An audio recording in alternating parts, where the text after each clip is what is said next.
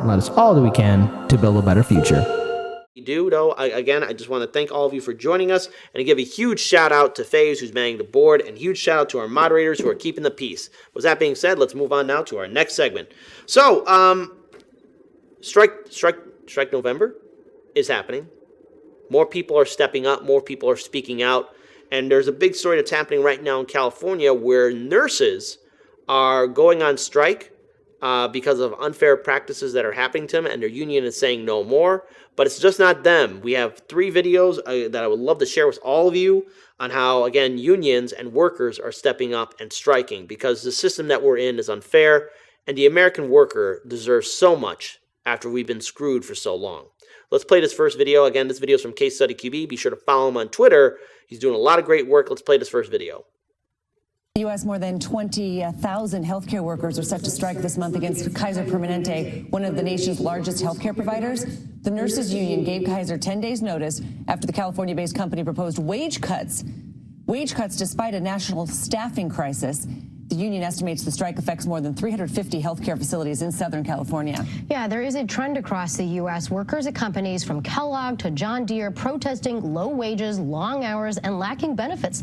Last month was dubbed Striketober. There were 38 strikes in the first 2 weeks of October. All right, let's get a check on CNN Business this Friday morning. Look, the U.S. more than 20,000 healthcare workers are set to strike this month. Let's pause it right there. So that's some good news. I'm glad that these nurses are doing, but these nurses are not alone in the strike.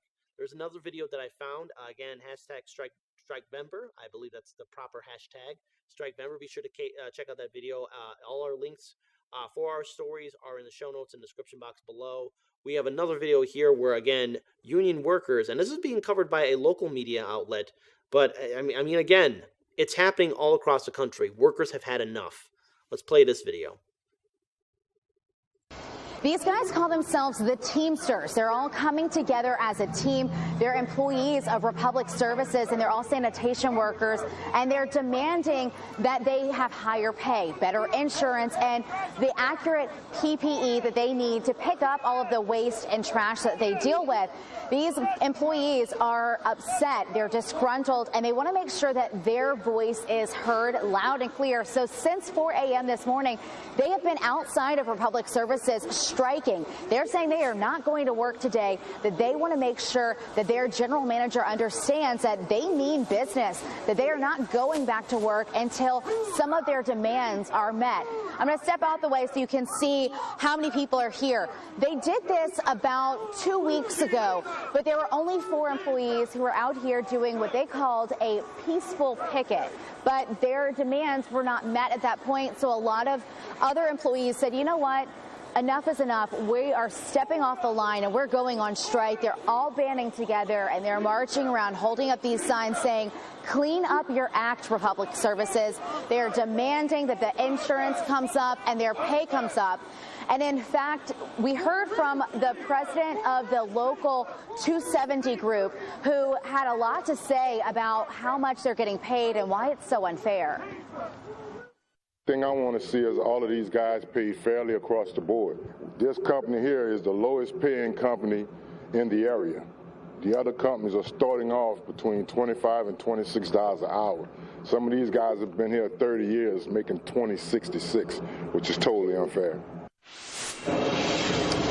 One of the other long-term employees that we talked to, he has been working here for 8 years, and he says that during his 8 years of working for Republic Services that it's been exactly this same, and now it's getting worse and worse. That's why he stepped off the line and said enough is enough.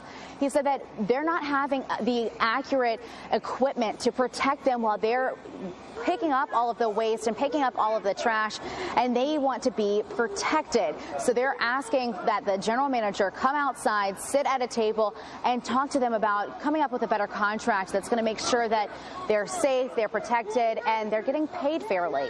I'm Peyton Lissis-Rotrist reporting live in Metairie, WGNO News. All right. Well, first of all, that was a great reporting from, again, a local media outlet, but it paints a bigger picture of what we're seeing all across the country. Workers are being screwed over by corporations throughout all of 2020. A lot of corporations, majority of them here in the United States, were earning huge amounts of profit. Profit, profit, profit. and they were pocketing that money in. But what were they doing to their workers?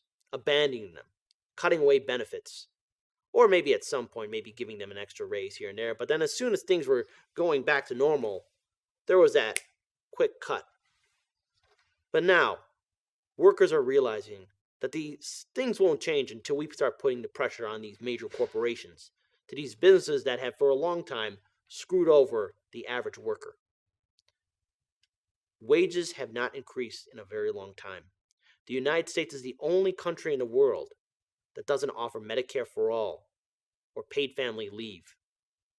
The United States is the richest country in the world, and we can't take care of our people. And these corporations are constantly taken care of by our politicians. Our politicians only care about their own number one constituents, and that is big corporations, their wealthy donors on Wall Street, the big banks, the top 1% hedge fund managers. Those are the people that our politicians, both Democrat and Republican, care for. So all these workers that we're seeing have every right to step out. All these workers that we're seeing, from nurses to everyone else, no matter what their position is, has every right to step out and start demanding more. But we need to start looking at more than just with unions. We have to start talking about doing worker co-ops. So that, again, we're not stuck in this situation where we have to figure out how we're going to deal with these major businesses and these corporations that constantly get away with a lot of things. And remember, our politicians, they only care about their corporate donors because, again, the corporate donors own the politicians. The corporate donors also own the media. So it's up to the workers right now, all across this country, to say no more and start laying the pressure on them. We got another video as well, but this will be sort of a rewind. But I think it's very important that we actually cover this again, that we speak about this, where, again, coal miners went all the way to New York City to protest right in front of it. Let's play this video. Veteran, and I'm a journeyman pipe fitter with the United Association of Plumbers and Pipe Fitters. When I came home from Iraq in 2010, companies like BlackRock has destroyed the American economy for workers like me. And when I look at this great sea of workers, I see a lot of old retirees, but I see a lot of young people my age. And what I see is a group of people willing to fight for their country, just like I did when I served our country. I'm willing to fight for the communities that our workers are in every single day that these companies are stealing from.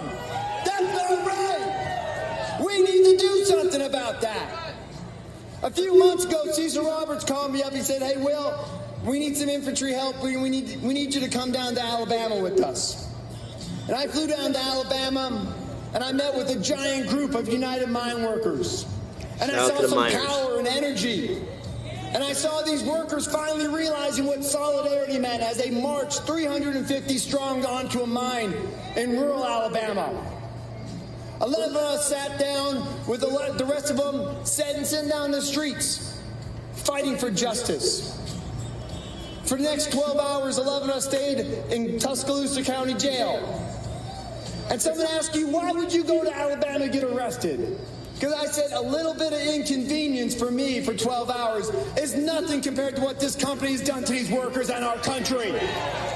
Right on. It's time to get militant and fight back against multinational corporations and CEOs who do not care about the American worker. After we got arrested, Cecil Roberts said we struck a blow for justice. I'm a fighter, and I see a lot of other fighters out there. And we know most fights don't end with just one punch. I'm in it for the long haul. And this fight's going to go round and round. And we're going to keep fighting for justice. And we're going to keep making our stand. And we're going to keep hitting back until every worker has a fair shot at the American dream, just like we fought for. Thank you so much. One day longer. One day longer. Again, the reason why I want to play that video about the Alabama coal miners that marched all the way to New York City, because that was the beginning. But it's just not the beginning. It's going to be a long, continuous fight. Now, again, in California, those nurses have every right to strike. Workers all across this country have every right to strike. These unfair practices that we're seeing from these corporations that own everything. We are people. We are human beings, and we deserve dignity. But in the United States, our politicians only care about their donors, the corporations that fund their campaigns, the hedge fund managers, the Wall Street executives. But for far too long, they've been getting away with far too much.